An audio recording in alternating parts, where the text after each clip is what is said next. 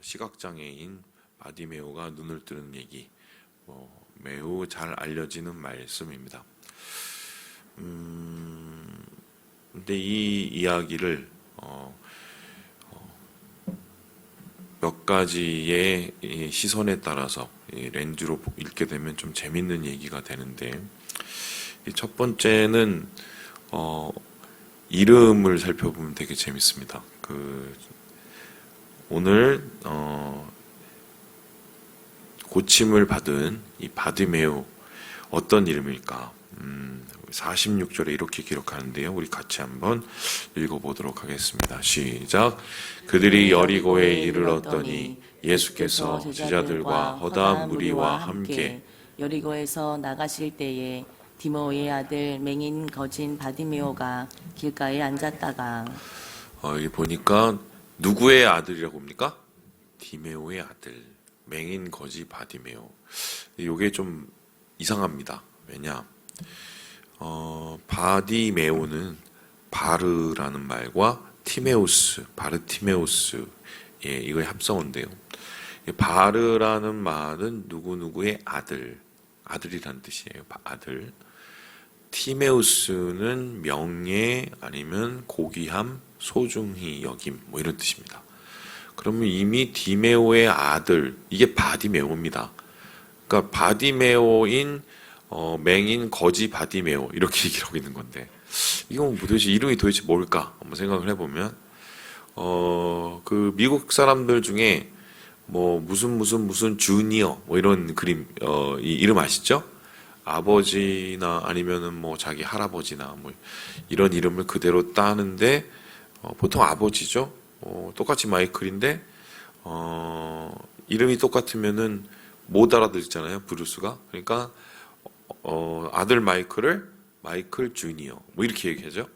아마 제 생각에는, 바디메오도 그런 이름이 아니었을까. 그러니까 디메오라는 아버지의 아들로서 이렇게, 불려져서 그렇게 된 게 아닐까 싶은데, 이 말을 그냥 직역을 하면 뭐냐면, 명예의 아들, 소중한 아들, 귀한 아들, 이란 뜻입니다. 그러면은 최소한 이 바디메오가 태어나고 자랐을 때에 아버지 혹은 부모님은 이 아들을 굉장히 소중히 여기고 굉장히 명예스럽게 여기길 바라는 마음으로 이 이름을 지어줬을 것이 분명합니다. 그러나 그의 이름하고는 전혀 다르게 지금 인생이 바뀌어버렸죠. 어떻게 됐습니까?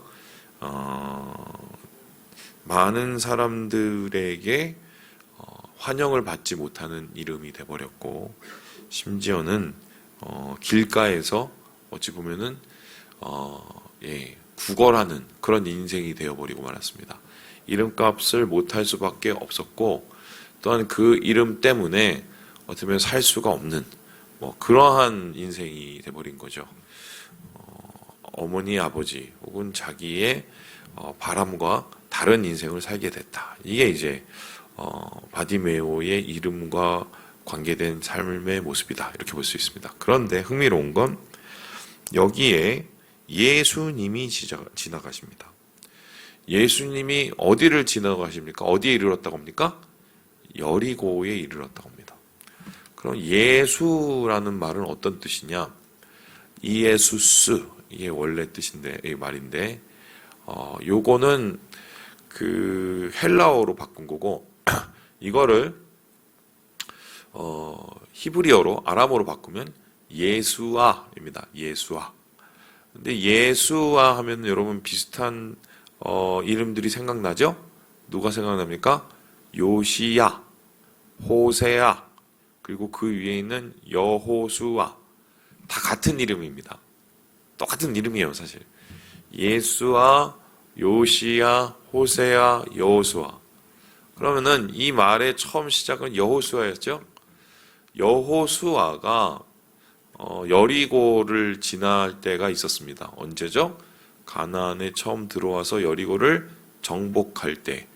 그러니까 가나안에 들어와서 여리고성을 처음 점령을 하고 그곳에서 승리함을 통해서 여리고성을 통해 가나안 정복이 시작됐다, 승리를 거뒀다 이렇게 얘기해도 과언이 아닌데 오늘 그 장면을 이 이름상으로 따져보면 재현을 하고 있는 거죠. 예수님이 여리고에 와서 병과 죽음을, 사망의 권세를 이겨내는 그 장면, 그리고 여호수아가 여리고에 와서 가나안에 있는 그 많은 성읍들을 승리하고 그리고 하나님의 해방을 이루는 장면 겹치고 있습니다. 그걸 영적으로 이제 바꾼 건데, 예수님께서는 바디메오의 눈을 여셔서 그를 붙잡고 있던 삶의 모든 장애와 어둠으로부터 그를 밝히 일어 세워주셨다. 이게 이제 이름으로 바라보는 오늘 말씀의 이제 해석이라고 할 수 있겠습니다. 그리고서는 그 이후에 일어나는 모든 장면들을 우리가 또 해석을 해봐야 되는데, 요거는 문맥으로 해석을 해보면 되게 재밌습니다. 이게 무슨 소리냐? 우리가 어제하고 그저께 배웠던 것들을 한번 생각을 해봅시다. 어제는 기억하시는 것처럼 제자들이 예루살렘 올라가는 길에 싸우는 장면 나옵니다. 왜 싸웠죠? 예수님 옆에 누가 있을 것이냐? 한 명은 좌편, 한 명은 우편에 앉혀달라고 세베대의 아들들이 예수님 옆에 와서 엎드리고 청탁을 했다가 이 나머지 열제자들하고 또 싸우는, 막 한마디로 누가 크냐로도 싸웠죠. 그리고 그 앞으로 가면은 어떤 얘기가 있냐면 부자 청년의 이야기를 우리가 읽었습니다. 그냥 부자 청년이 아니라 율법을 굉장히 잘 지키고 거기다 잘 살고 거기고 굉장히 스마트까지 한 모범적인 청년. 그래서 그 당시에 모든 사람들이 봐도 이 청년쯤은 되면 당연히 구원을 받고 천국에 가겠다고 생각되는 그 청년이 바로 예수님께 나왔습니다.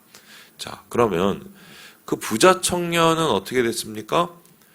예수님을 따랐습니까? 못 따랐습니까? 못 따랐어요. 왜 못 따랐습니까? 예수님이 버리고 오라고 그랬는데 버릴 게 너무 많아서 걱정하다가 결국은 따라가지를 못하고 제자가 되지 못했습니다. 그리고 예수님을 따랐던 제자들조차도 마음으로 예수님을 따르고 있습니까? 아니면 딴 생각하고 있습니까? 딴 생각하고 있습니다. 그러니까 제자라는 이름 앞에서 어떤 사람은 아예 시작도 하지 못하고 제자라는 이름을 가졌지만 어떤 사람들은 지금 딴 생각을 품고 제자답지 못한 모습을 보게 됩니다. 그런데 흥미로운 것이 오늘 마지막 이 바디메오의 이야기의 끝이 이러한 사람들을 굉장히 무안하게 만드는 장면으로 끝난다는 거예요. 우리 함께 52절의 말씀을 같이 한번 읽어보도록 하겠습니다. 시작. 예수께서 이르시되 가라. 내 믿음이 너를 구원하였느니라 하시니 그가 곧 보게 되어 예수를 길에서 따르니라. 예수님께서 51절에 보니까 뭘 해주길 바래? 라고 물었습니다. 그랬더니 이 바디메오가 뭐라고 얘기했습니까? 주님, 제가 눈이 안 보여서 봤으면 좋겠습니다. 보게 해주세요. 라고 얘기했습니다. 그랬더니 예수님께서 52절에 그래? 그러면은 네 믿음이 너를 구원하였다. 여기서 말하는 네 믿음이라는 것은 예수님이 나를 고칠 수 있다는 그 믿음이죠? 그 믿음이 너를 구원하였다. 그러니까 이 사람이 그러한 자기를 붙잡고 있는 이름값 하지 못하게 만들었던 장애로부터 구원을 받고 벗어나게 됐다는 이야기가 됩니다. 그런데 여기서 중요한 게 뭐냐면 이겁니다. 예수님이 그 사람 보고 나를 따르라 라고 했습니까? 아니죠? 뭐라고 했죠? 이르시되 가라. 야, 낫게 해줄게. 가. 네가 원하는 대로 낫게 해줄게. 가. 그랬습니다. 그러면은 예수님 말씀대로 했으면 이 사람이 눈이 딱 떠졌으면 그 다음에 어떻게 했습니까? 집에 막 기뻐서 뛰어가야 됩니다. 그런데 오늘 이 이야기가 이 사람이 눈이 떠서 집으로 뛰어간 게 아니라 어떻게 했습니까? 예수님을 따르는 제자가 됩니다. 그 실제적으로 전승에도 이 바디메오는 나중에 이 초대교회에 중요한 사역을 하는 사람이 되었다고 나타납니다. 그러면은 신기하게 이 사람은, 이 바디메오는 앞서 나타난 그 두 부류의 제자 혹은 제자가 될 뻔한 사람들하고 굉장히 비교가 됩니다. 한 사람은 버리지 못해서 떠났습니다. 한 사람은 떠나고 왔는데도 여전히 버리지를 못합니다.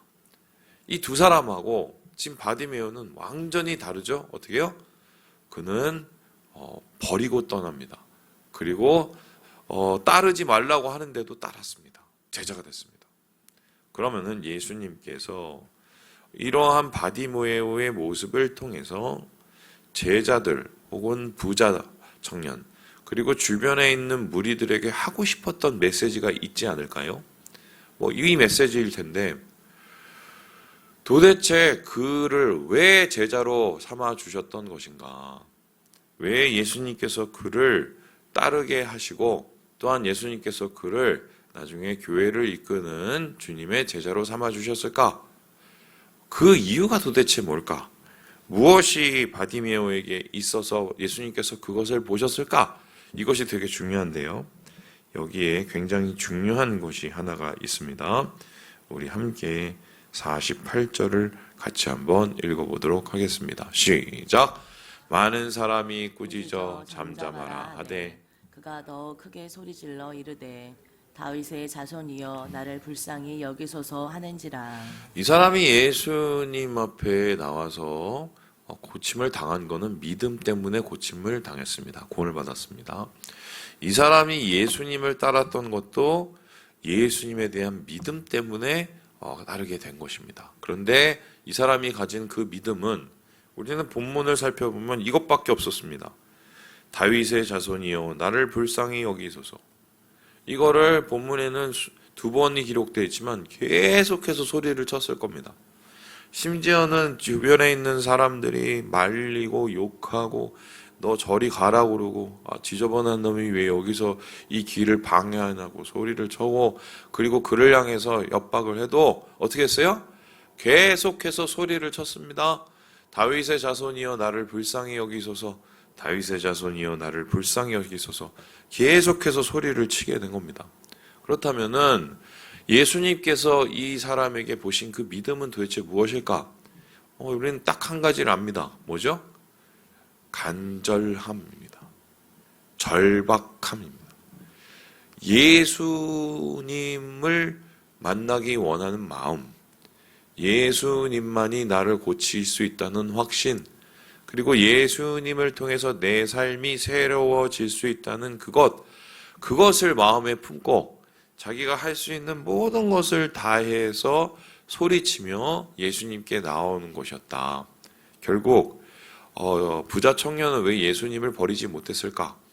이러한 절박함과 간절함이 부족했죠. 예수님을 바라는 마음보다 세상의 부귀와 영화를 붙잡고 있는 마음이 더 컸기 때문에 예수님을 못 따른 겁니다. 자, 그렇다면 제자들은 왜 따르면서도 버리지 못하고 있었을까? 이만큼 예수님에 대한 가치를 제대로 알고 있지 못하고 오해했기 때문입니다. 예수님은 구원하시기 위해서 오신 분이지 그들을 출세하기 위해서 오신 분은 아닌데 지금 예수님의 정체를 잘못 알고 예수님을 다르게 생각하고 따랐던 이 사람들의 가장 큰 패착, 이것이 바로 제자들의 큰 문제였죠. 그러니까 어떻게 보면은 바디메오의 믿음은 매우 원초적인 믿음이라고 할 수 있어요. 이거는 어려운 게 아니에요. 우리가 보통 생각합니다. 아이고 믿는 게 되게 어려워. 막 보니까 뭐 제자 훈련 받으면 이것저것 굉장히 어렵고 막 그리고 교회 보니까 뭐 앉았다가 일어났다가 예배 안 보니까 막 그렇고 교회 오면 또 배울 것도 많고 교회 오면 할 것도 많고 아이고 믿는 거 정말 힘들어. 와 복잡해. 이렇게 생각할 수 있겠지만 예수님이 바라는 믿음은 교회 생활이 아닙니다. 예수님이 바라는 믿음은 교리 공부도 아닙니다. 예수님이 바라는 믿음은 또한 체면 세우는 것도 아닙니다. 그것은 매우 쉽습니다. 오늘 우리에게 주님은 그걸 물어봅니다.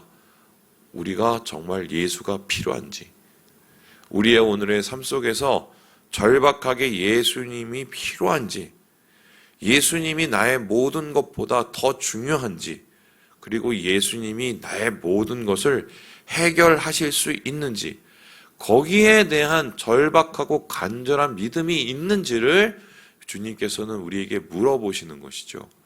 이에 대한 믿음을 바디메오는 고백을 했고, 이 믿음을 통해서 구원을 받았고, 그 구원받은 바디메오는 결국 자기가 가장 하고 싶었던 예수님을 따를 때 빈정한 예수 그리스도의 제자로 설 수 있게 되었다. 이게 오늘 말씀을 통해서 보게 되는 이 믿음에 대한 정의입니다. 그래서 저는 뭐 이런 생각을 하고 싶습니다. 요즘에는 정말 너무 없다. 바디메오와 같은 외침도 정말 너무 없고, 이러한 굉장히 단순 그리고 간단하지만 굉장히 깊은 이 믿음이, 원초적인 믿음이 점점 사라지고 있다. 다 따지고, 다 계산하고, 미리 절망하고, 또 미리 다 생각하고, 우리가 그거를 합리적이라고 얘기를 할 수 있고 이성적이라고 얘기를 할 수는 있겠지만, 그게 깊은 믿음이라고는 말할 수는 없습니다. 믿음은 믿어서 믿는 거예요. 따져서 믿는 게 아니에요. 우리가 예수를 깊이 아는 것은 예수님을 간절히 바라기 때문에 우리가 예수를 붙잡아서 믿게 된 것입니다. 오늘 이 바디메오의 믿음을 보면서 우리가 붙잡아야 되고 우리가 다시 찾아야 될 그 믿음이 뭔지를 다시 한번 기억하시고, 주님 안에서 참 믿음으로 이 하루를 이겨내시는 우리 모든 형제 자매들 되시길 주님의 이름으로 축원합니다.